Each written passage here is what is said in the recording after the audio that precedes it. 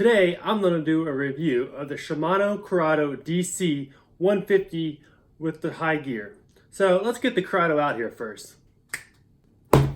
There we go. See, camera magic, gotta love it. So I'll do the unboxing initial review. I might go through it some to see how it works. Unfortunately, this isn't for me. My brother and I went in half and half to buy this as a Father's Day gift for my father. Well, Father's Day is in June, and that's kind of far away. So I think what we're gonna do is give him to him early and let's see how he likes it. But I'm gonna do an unboxing first. I might buy me one also too if I like it good enough. So it says right here, do not use with knife. Open with knife. So you know what that means, right? Scissors. You thought. Nah, we're gonna open nice and slowly. Okay, let's open this thing up here.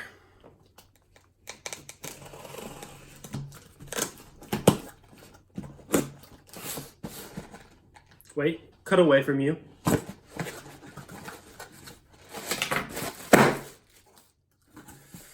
Here she is. The Curado DC 150 XG.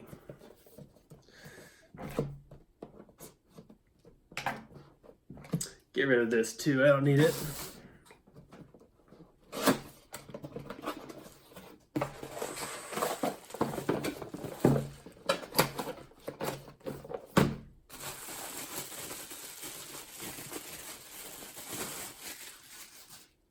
This thing is nice. I like the green tint like the previous Curados. It feels real good in my hand. It's just smooth. It's a Shimano, of course. But oh, it's gonna be nice. So we got the gear settings up here. Got the braking system. Got the drag. The handle just feels good in your hand. Yeah, it's gonna be fun. I'm about to go test it some. I'll probably put 30-pound braid on it. That way it'd be good for everything. The coves, bass fishing, even calaveras. So we'll see. I'm excited for this and I think he's gonna love it. I'll get it spooled up for him, put it on a rod and reel, and give it to him. So I'm out here testing me the Curado DC extra high gear reel with a 36 inches retrieval. So I'm excited to see how it does. Saying this reel's gonna see 10,000 casts, maybe even 100,000 casts before it even sees the water, which is good. That way I'll know how to use it before I get there.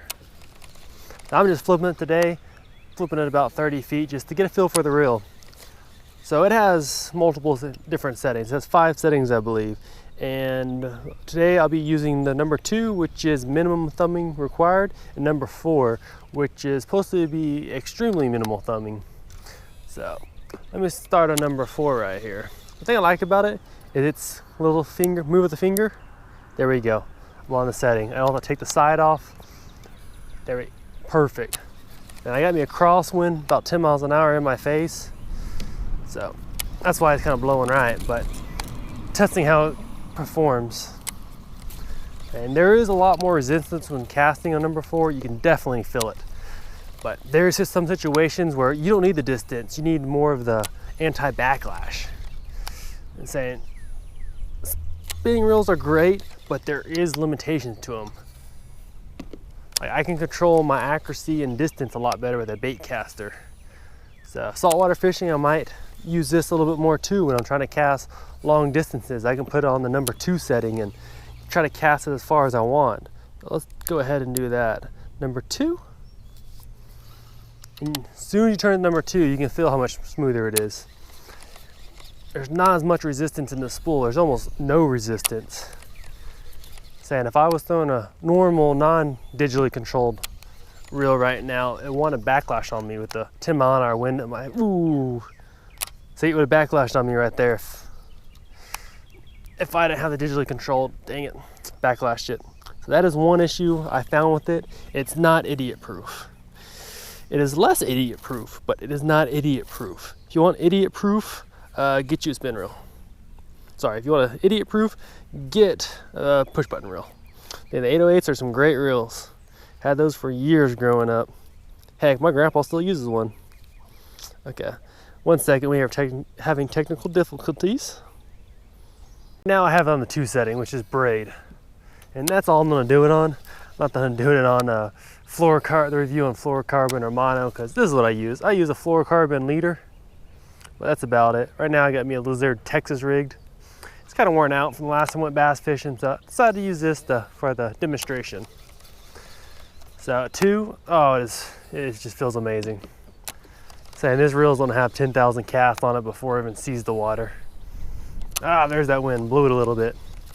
So that's why I want to throw this direction, is because of the wind. So I want to see how this baitcaster performs. So previous baitcasters, I usually have a little issue with it, especially when the wind's blowing directly in my face. It likes to get a bird's nest on me. There we go. Now I'm making it in the bucket. Nah, I'm gonna miss this shot because I said that. Told you. I'm saying, get my flipping skill down. But okay, ooh, robbed. So I'm gonna put on the 4 setting. So this is supposed to require less thumbing. So we'll give it a try. Thumbed a little late there and didn't backlash on me. So see it in action. Try it again. So you see I'm coming up a little short on the bucket when I start doing that. If you can see that. Yeah, a little bit shorter.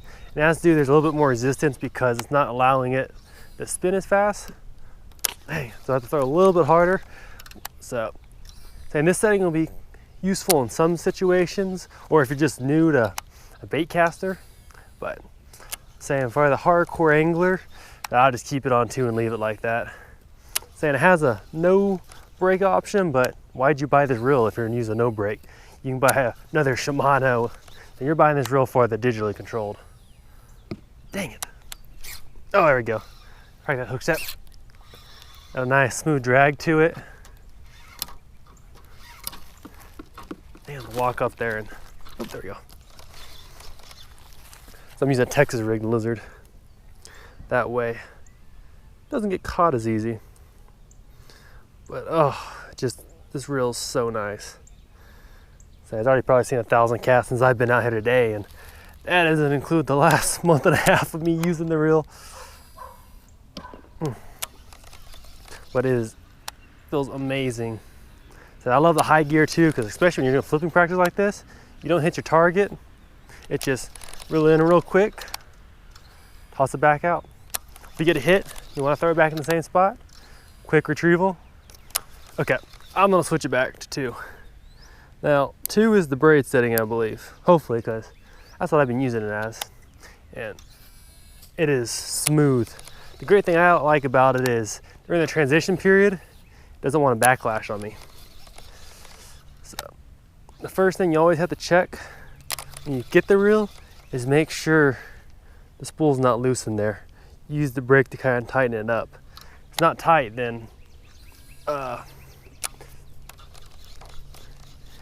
if it's not tight, then the digitally controlled brake won't work as good. Won't make a smooth connection. So there we go. But this is just an amazing reel. So I can't wait to go in the water and actually catch some good fish with it. See how it performs. If you found anything in this video helpful, hit the like button. If you want, hit the subscribe button while you're there also. And there's also more reviews coming up right about there.